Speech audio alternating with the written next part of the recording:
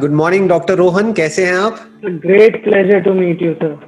When I was in my MBBS, for 4 years I have watched your videos. For 4 years. Oh that's great. तो कुछ help हुई थी वो video देख करके या टाइम पास के लिए? अरे बहुत हेल्प हुई सर, बहुत हेल्प हुई। बताइए क्या क्वेश्चन है आपका? मेरा सर मोस्ट इम्पोर्टेंट क्वेश्चन जो है वो sir, what is attachment versus detach attachment? इन दोनों में सर डिफरेंस क्या है? अटैचमेंट मतलब जुड़ना। किसी के साथ भी जुड़ने का मतलब क्या हुआ कि आप उसके साथ में अटैच हो गए। तो अब अटैचमेंट में प्रॉब्लम क्यों होती है, क्यों हम डिटैच होने के बारे में बात करते हैं? डिटैचमेंट मतलब आप उससे अलग हो गए।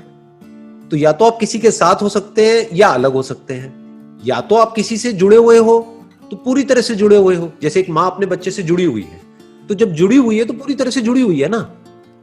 वहां पे डिटैचमेंट कहां से बीच में आ गया? डिटैचमेंट का कॉन्सेप्ट कहां से बीच में आ गया? और डिटैचमेंट की जरूरत क्या है? Attachment means love. आप उसी से जुड़ते हो जिससे कि आपको प्यार होता है। अब प्रॉब्लम क्या होती है, इस अटैचमेंट में हम सेल्फ सेंट्रिक हो जाते हैं। मतलब आप ये कह सकते हो कि ये attachment is out of my own insecurities, my own fear, my own complexities, कि मैं आपके साथ में जुड़ रहा हूं अपने फायदे के लिए। बट अगर ये अटैचमेंट है out of care, out of love, out of compassion, इसलिए हम जुड़े हैं कि मेरे को अपनी परवाह नहीं है कि मेरे साथ में क्या होगा। जैसे एक माँ को यह परवाह नहीं होती कि मेरी नींद पूरी होगी या नहीं होगी, उसको यह परवाह होती है कि मेरा बच्चा रो रहा है, तो मुझे अपने बच्चे के लिए चाहे पूरी रात जागना पड़े कोई दिक्कत नहीं है, मेरे बच्चे को कोई तकलीफ नहीं होनी चाहिए, राइट? बट अब वहां पर भी कई बार मिलावट हो जाती है। मिलावट क्या हो जाती है कि माँ उस बच्चे से बहुत ज्यादा बदले में एक्सपेक्ट करने लग जाती है। ये उस माँ के दुख की जड़ है। बट सर एक थिन लाइन है ना, सेल्फिश होने में और लव में, मतलब एक थिन लाइन हो गई ना सर। बिल्कुल ठीक बात है, मतलब एक बहुत ही थिन लाइन है। ऊपर ऊपर से देखने में हर कोई प्रिटेंड करेगा कि वो आपका वेल विशर है। Yes exactly. अब चाहे मैं हूं चाहे कोई भी है मेरी जगह, यहाँ पर अभी हम ऑनलाइन इंटरेक्ट कर रहे हैं, कोई और भी हो सकता है आप उससे ऑनलाइन इंटरेक्ट कर रहे हैं, हो सकता है वो शो करे कि आपका वेल विशर है, लेकिन अंदर ही अंदर उसके दिमाग में ये चल रहा होगा कि बात के एंड में किस तरीके से मेरा ये जो प्रोडक्ट है, ये जो मेरी सर्विस है, वो आपको बेचूं और आपसे पैसे निकलवाऊं। आप बर्बाद होते हो जाओ। उसका इंटरेस्ट है कि किस तरीके से मैं अपना फायदा निकाल लूं। बहुत सारे दोस्त भी ऐसे ही होते हैं, नाम के दोस्त होते हैं, लेकिन एक्चुअल में उनका अपना मतलब होता है। इसमें क्वेश्चन है sir, so does attachment always comes with expectation? Not at all. देखो, attachment born out of the selfish interest is always out of expectations. Exactly. Okay. अगर मैं एक एग्जांपल ले लेता हूं, मैं I am the father of 2 kids, right? Example नहीं है वैसे तो, ये फैक्ट है। I am the father of 2 kids, right? अरे आपको पता नहीं है? नहीं सर, ये नहीं बोला था। One is 12 years old and the other one is 7 years old. तो I am the father of 2 kids. That's so lucky. How come? इसमें लक क्या है वैसे? तो जिसका फादर इतना इंस्पायरिंग हो, वो किड कितना लकी होगा सर? अच्छा, my kids are lucky. Even I am lucky जी। मेरे जो बच्चे हैं वो बहुत ज्यादा प्यार करते हैं मेरे से, बहुत ही ज्यादा अटैच्ड है। और ये अटैचमेंट बुरा वर्ड नहीं है, again I am saying that. But अगर मैं अपनी सारी एक्सपेक्टेशंस अपने बच्चों पे लाद दूं कि देखो मैंने तुम्हें इतना प्यार किया, अब बदले में तुम्हें भी मेरे लिए ये करना पड़ेगा, तो वो प्यार व्यार नहीं है, वो सौदा है। Yes, exactly. समझ गए? मैंने तुम्हारे लिए किया, तुम मेरे लिए करो। It's a deal. राइट, वो it's a deal, it's a business. तो ये अटैचमेंट बुरा है। किसके लिए बुरा है? उनके लिए भी बुरा है और मेरे लिए भी बुरा है।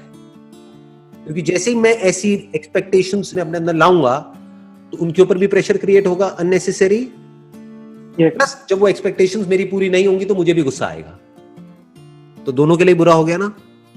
But if it is real तो मैं क्या करूंगा कि मेरी तरफ से जो भी मेरी रिस्पॉन्सिबिलिटीज हैं एज अ फादर, वो सारी रिस्पॉन्सिबिलिटीज मैं पूरी करूंगा अपने बच्चों के लिए। जो भी हो सकता है, जिस हद तक भी हो सकता है, वो सब कुछ करूंगा। उसके बाद में आगे अपनी लाइफ को कैसा बनाना है, आगे लाइफ में क्या करना है, क्या नहीं करना है, किस रास्ते को चुनना है, वो सब पूरी तरह से उनका डिसीजन है। उसमें मेरा कोई डिसीजन नहीं है। अगर उनको जरूरत होगी मेरे से कुछ डिस्कस करने की तो मेरे से डिस्कस करेंगे, अगर नहीं होगी तो मुझे आकर के बता देंगे कि मैंने अपनी लाइफ के लिए ये सोचा है, इस तरीके से मैं अपनी लाइफ में आगे बढ़ना चाहता हूं या चाहती हूं। तो अगर इस तरह से मैं सोच पा रहा हूं और इस तरह से मैं कर पा रहा हूं, दैट इज लव।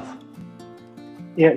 बट अगर मैं अपनी ख्वाहिशें, अपने सपने, अपना इंटरेस्ट उनके थ्रू पूरा करवा रहा हूं, तो मैं अपने बच्चों को यूज कर रहा हूं अपना मोटिव पूरा करने के लिए।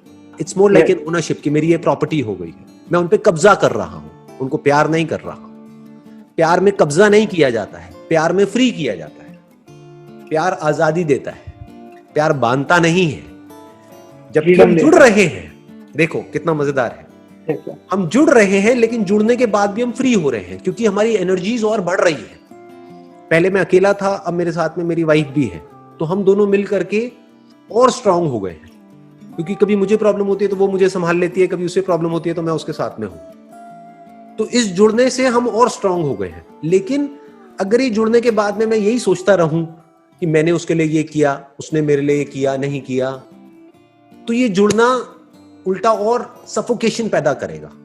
आप समझ गए? Yes, sir. तो अगर हम सेल्फिश होकर के एक दूसरे से जुड़ते हैं तो उसमें किसी का फायदा नहीं होता, दोनों का नुकसान होता है। वो अपने बारे में सोचता है, वो अपने बारे में सोचती है, और वहां पर लड़ाई झगड़े होते हैं, कॉन्फ्लिक्ट्स होते हैं। बट जहां पर प्यार होता है वहां पर लड़ाई में भी मजा आता है, क्योंकि पता होता है कि ऊपर ऊपर लेवल पे तो हम लड़ रहे हैं लेकिन डीपली हम अलग हो ही नहीं सकते।